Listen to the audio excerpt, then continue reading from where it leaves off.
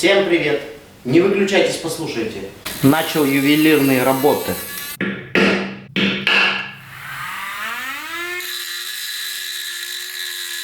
Ну вот что у меня получилось. Сейчас буду делать сюда крепление.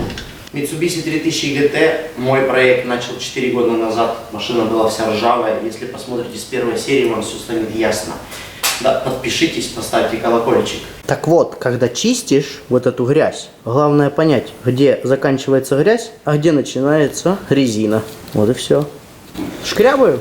Обычно они зеленые в оригинале. Но зеленой краски у меня нет, поэтому они будут черными.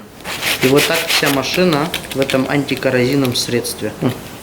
Антикоррозийное средство сохранило пыльники в состоянии а-ля новые, но засрало всю машину. Не знаю почему, но на этом пыльнике, на этом приводе один пыльник не черный. Один как-то готов, а этот еще не готов. Приду доделаю. Пришел, ушел. Пришел, ушел. Красиво, некрасиво. Круто, не круто. В первую очередь, я не механик, я акробат. И сериал мой о том, что каждый человек, каждый из вас, у которого есть любимый автомобиль, может его привести в порядок. Вот мой следующий пациент. Показывать, как я его делаю, не буду, потому что, понятное дело, шоркаю, чищу, разбираю, смотрю на резиночки. Пока что оно выглядит вот так. Скоро будет красиво. Если смотрели последнюю серию, 63-ю, там в конце есть скример, в каком состоянии был мой подрамник и какой он сейчас.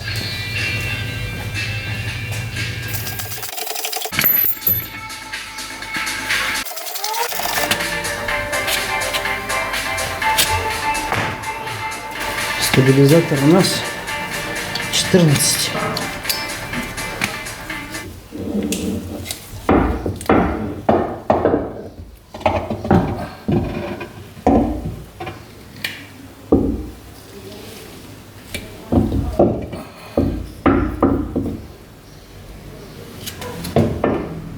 Приходил, снимал, к сожалению, видео с фотоаппарата, когда перекидывал на компьютер. Не перекинул. Детали переднего подрамника. Чтобы поставить рулевую, их нужно было снимать. Теперь их нужно вернуть на место. 92 год, 3 литра, турбо, 286 лошадей. Я не помню, как они уже ездят, потому что долго на ней не ездил.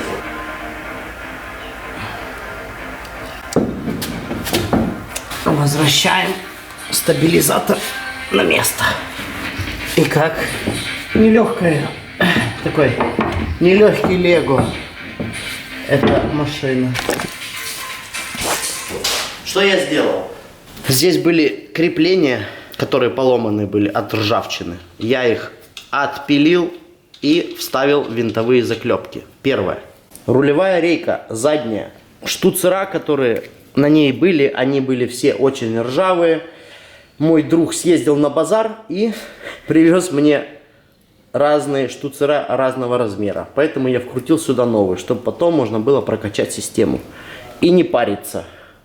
Наконечники задней рулевой рейки купить не очень легко. Оригинальных нету, а заменителей есть компания CTR, по-моему, номер 52. Их делала, но они сняты с производства. Их в Европе на складах нету, поэтому друг мой с базара их привез мне. И цена их мне была 1 евро, потому что и они никому не нужны, они просто валялись у кого-то на складе, и от них хотели избавиться. И на той стороне точно так же я поставил еще один наконечник. Эти болты я подтянул на 210 ньютонов. И этот болтик я подтянул на 210 ньютонов. Задняя ступица. Вот здесь есть сальник.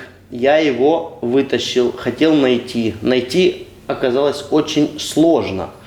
Но нашел. В Болгарии мне привезли их. Поэтому нужно это будет снять и установить туда новый сальник. Привод я уже тоже подготовил, но на место еще не ставил. Его нужно будет поставить, когда подрамник будет на месте. Потому что подрамник тяжелый. Этот привод я просто всунул, чтобы он не валялся. И точно так же вот здесь нужно заменить сальник. Хотя этот сальник Там же нету никакой жидкости, там просто смазка внутри. Наконечник стабилизатора. Этот я поставил, вот этот. А второй еще не пришел. Жду. Придет, поставлю. А самое крутое, я уже поставил рулевую переднюю, рулевую...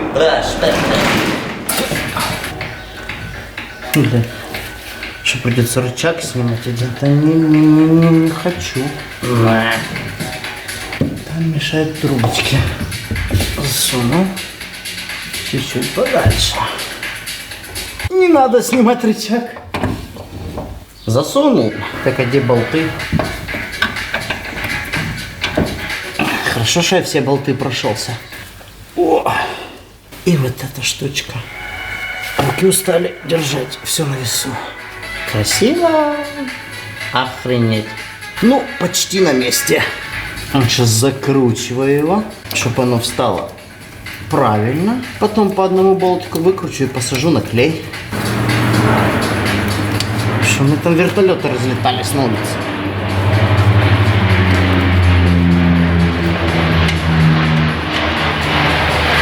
Я рад, что рычаг не пришлось снимать.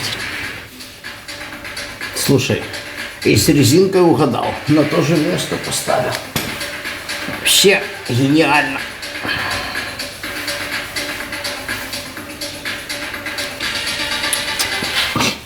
Могу один болт посадить. Конечно, надо было просто вылезти, залезть и заново накрутить. И все пошло по маслу. Вот все. И она стоит там. И это было тоже нелегко, потому что это нелегко, это не легкий конструктор. Это не лего по инструкции. Хотя инструкция у меня на 3000 ГТ есть.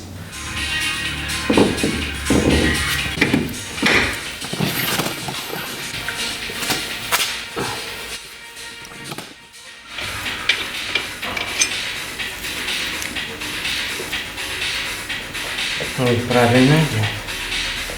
Вот так.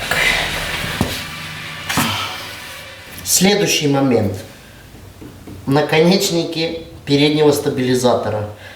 Я на видео его поставил, а оказывается поставил неправильно. Потом посмотрел книжку, оказывается они стоят с другой стороны. Поэтому пришлось переделывать. Так же, как видно, я накрутил уже на свое место, на рулевую рейку, наконечники рулевой. Все прикрутил, все посадил на клей. Готово, можно выезжать. Теперь можно ставить руль на место. Ну и понятно, все трубочки, которые были на рулевой рейке, я одел в термоусадку, обработал, сделал, чтобы оно было красивое.